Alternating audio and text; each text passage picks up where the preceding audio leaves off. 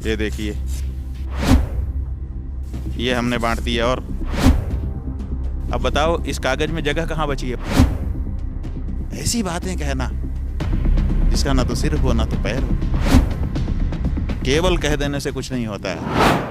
वो ब्रह्म कमल कहाँ है वो हम देखना चाहते हैं। नहीं, कुछ भी कल्पना कर दे कोई और कल्पना करके कहने लग जाए।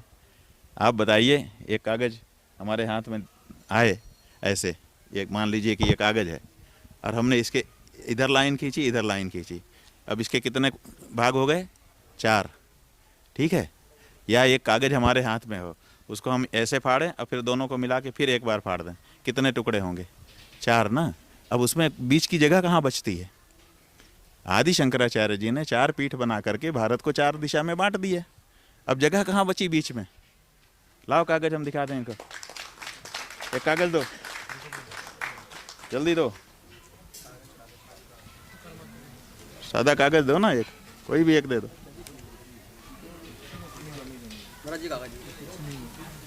ये देखो, ये देखो भैया, ये खाली ये कागज है, समझ लो ये भारत है।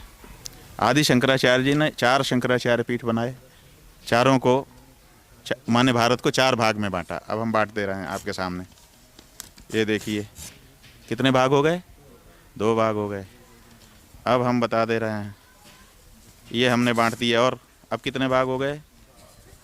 2 ये और 2 ये, 4 भाग हो गए।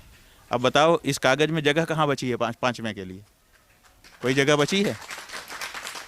अब वो ब्रह्म कमल कहाँ से निकलेगा बताओ? जगह तो होनी चाहिए। जब 4 भाग में भारत पहले ही आचार्य जी के द्वारा बांटा जा चुका है, तो ये 5वां ब्रह्म कमल कहाँ से निकल आ रहा है?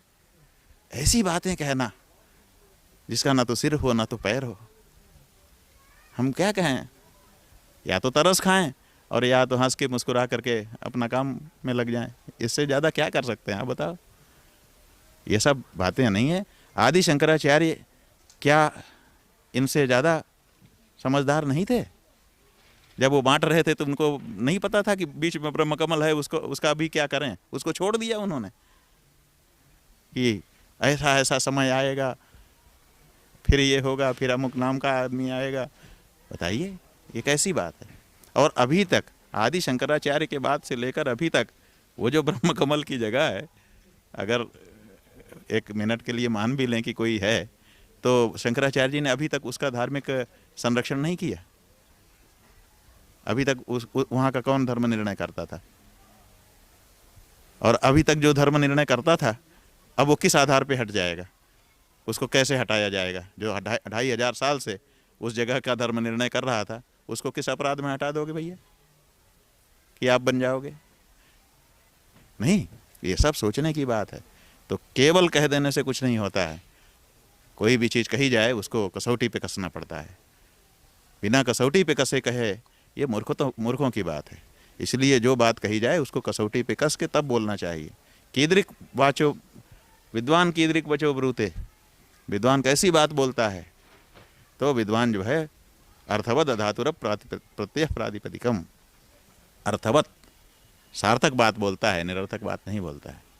ठीक है ना?